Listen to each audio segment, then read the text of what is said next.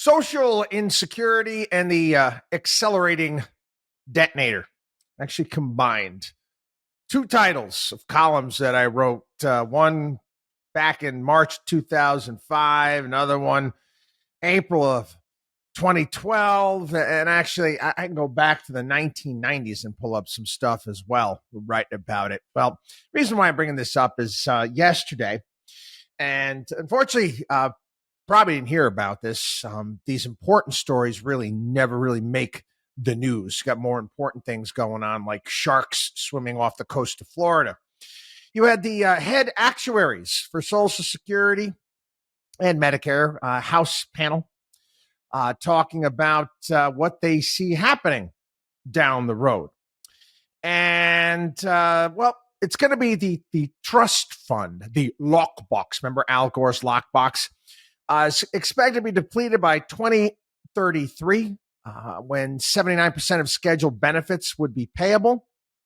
Well, based upon it, if you got an average $1,900 average monthly benefit, that's as of January 2024, the cuts are going to be about $325 less a month, $3,900 a year. That's as it stands right now. That's coming soon to everyone collecting Social Security. We told you this was going to happen. I warned my generation back in the 1990s, and this is what we were telling our clients back then. Don't plan on getting Social Security. If you get it, congratulations. Think of it as a bonus. I know this may upset you. It may aggravate you. Just, again, your payroll tax, your FICA tax that they've been telling you that they're putting away from you. Nah. It's just a tax. It's just a tax. The money comes into the federal government. It goes out. Just like your income tax. Any other tax comes in, goes out the door. They don't separate it. That money is not put with the goblins from Harry Potter's Gringotts Bank and put somewhere. I know you can go online. You can look at your Social Security account, and it'll tell you what you're going to get at certain ages. Cracks me up what they say that I'm going to get. I laugh like that money's actually there. And again, there's a little bit of fine print that's there that's saying, unless changes are made and politicians decide to do something, these numbers might not be accurate. Anyway, let's go to the Wayback Machine. Let's go back some almost 20 years now. I wrote about this, and I put it this way. So you're 20 years old. You're about to take your first job, post-collegiate job, and you're watching a football game on a Sunday afternoon. All of a sudden, knock on your door.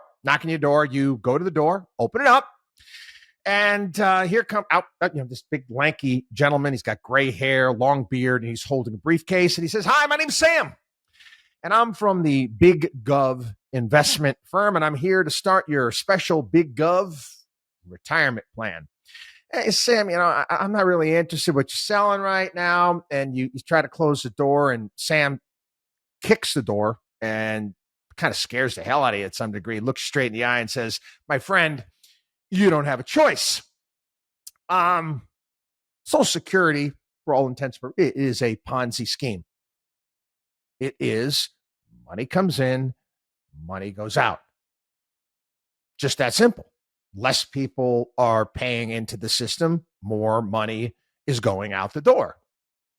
What's the difference between what that system and what Bernie Madoff does or other con artists do? Nothing, just size, quite frankly. If I were to basically present the same investment plan to my clients, I'd go to jail. And another thing, okay, and this is a fact that is ignored. This is how Social Security, they're able to keep it off the books as far as accounting is concerned. Benefits are not guaranteed. There were two Supreme Court cases that ruled that individuals have no legal claim to Social Security, meaning what? Congress can reduce Social Security benefits at any time. Anytime they can raise a retirement age, they can do whatever they want. Okay? You have no legal right to it. Again, even you go back to when Social Security was started here. And we'll go Roosevelt here, 1930s. The demographics of our nation allowed this Ponzi scheme to work for an extended period of time. In the 1930s, there were 41 workers for every one retiree. The payroll tax, well, we got 12.4 right now between employee and employer, was 2% back then, and only on the first $3,000 of earnings. Okay, that was a great deal. That was a great deal if you were retiring in the 1940s, because the return on the money that you were having coming out of your paycheck was about 114%. The return that you're getting on your 12.4 right now is less than 2%. Less than 2% rate of return.